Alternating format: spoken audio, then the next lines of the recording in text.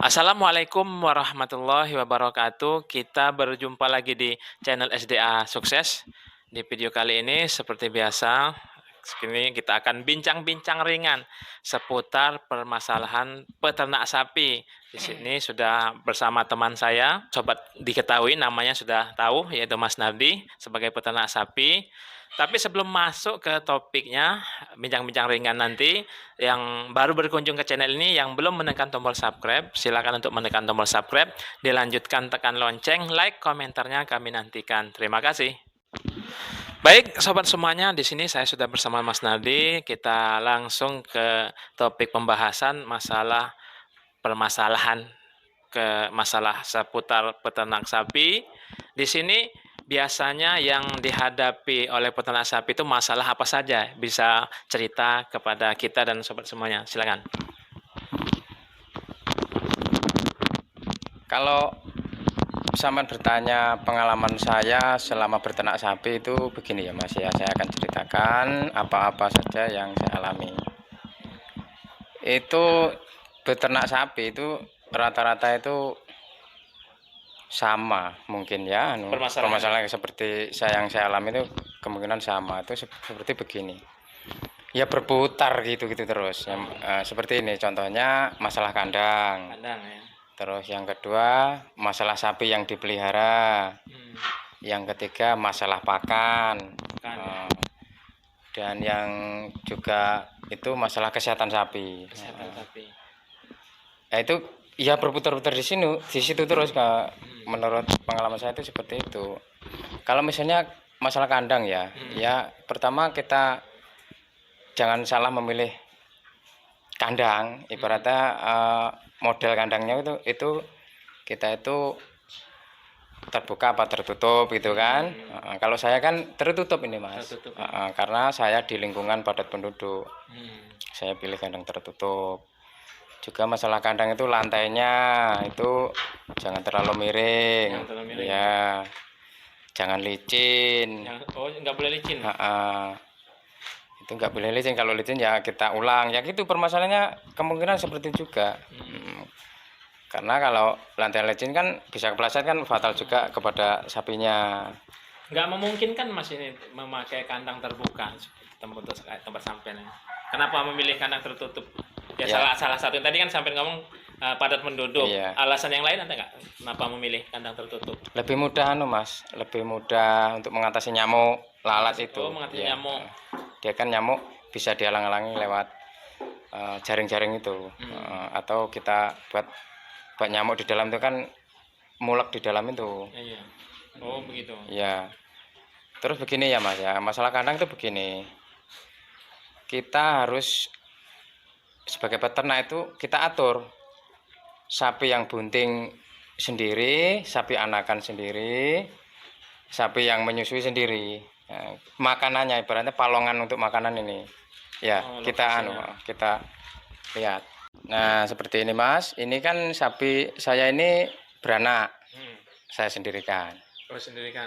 Karena makanan sapi yang beranak dengan sapi yang tidak beranak itu tetap harus dibedakan, karena sapi yang beranak itu kan harus banyak gizi. Termasuk hijau-hijauan itu harus lebih banyak karena untuk mencukupi susu induknya itu. Terus itu pedetannya itu saya pisah kayak gitu Mas. Saya pisah karena kalau pedetan itu disatukan sama babonan, pedetannya nanti akan kalah makannya. Direbut sama babonan, jadi terus bisa juga kurus karena kurang makanan. Terus yang ini kan doro ini Mas, juga saya pisahkan. Ini beranjak kebuntingan ini saya pisahkan. Karena untuk makanan yang sapi bunting dan tidak bunting juga harus beda Mas. Oh beda ya. Karena ada juga makanan pantangan yang untuk sapi bunting dan sapi tidak bunting itu kan basing. Kalau saya tidak bunting, kalau sapi bunting itu juga ada makanan yang tidak boleh dimakan sama sapi bunting itu ada. Salah satu contohnya apa Mas kalau menurut sampean? Ya seperti misalnya ya yang bisa menyebabkan sapi itu kembung itu kan ada makanan-makanan yang harus dihindari itu kan ada. Oh betul. Nanti kalau sama-sama ditaruh di situ ternyata tidak cocok untuk sapi bunting kan kita kerepotan. Sapinya terjadi kembung, bahkan malah sapi itu bunting misalnya kan tetap kita sendirikan. Kita bedakan antara makanan sapi yang Oh, di bunting situ dan tidak tempat bunting. gudang makannya nggak jauh dari kandang ya? Ya itu. Ini kandang apa namanya tempat Kawul. kawul ya. Nah, di situ ada terpal Nah, itu apa itu, Mas? onggok itu Mas. Oh, enggak. Ya.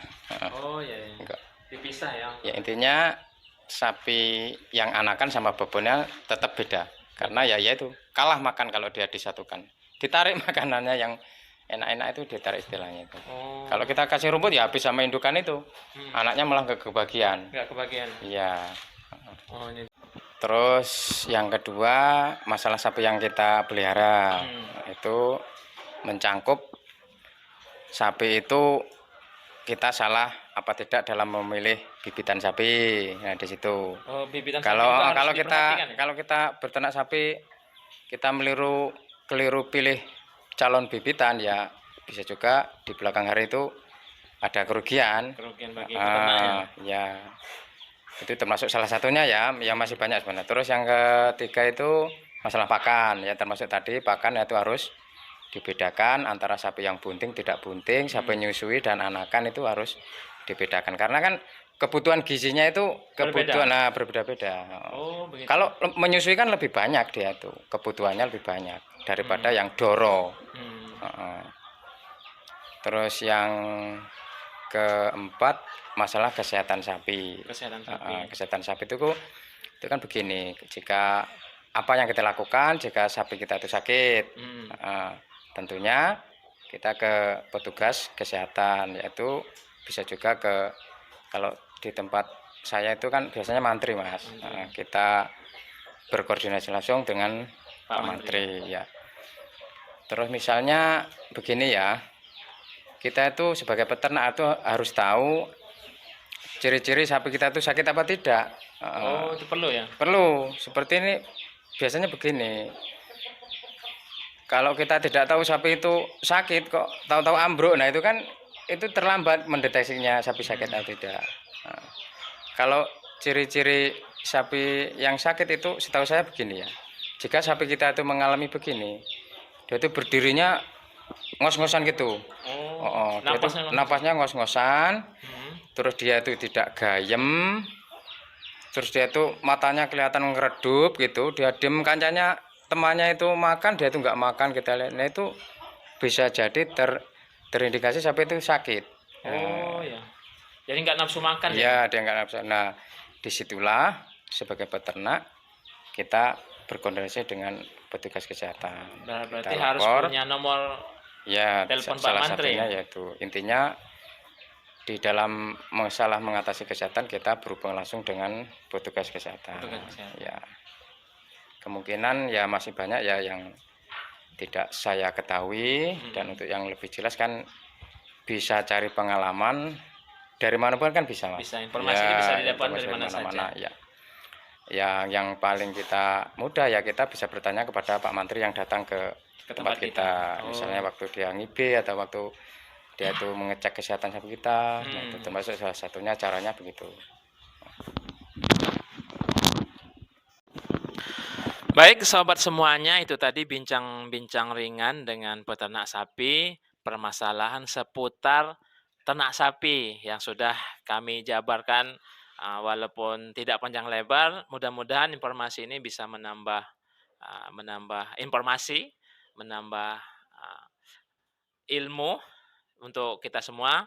Dan bagi sobat semuanya yang baru berkunjung ke channel ini, yang belum menekan tombol subscribe, silakan untuk menekan tombol subscribe, dilanjutkan tekan lonceng, like video ini bila Anda suka, dislike bila tidak suka, di-share ke sosial media sobat semuanya. Terima kasih. Wassalamualaikum warahmatullahi wabarakatuh.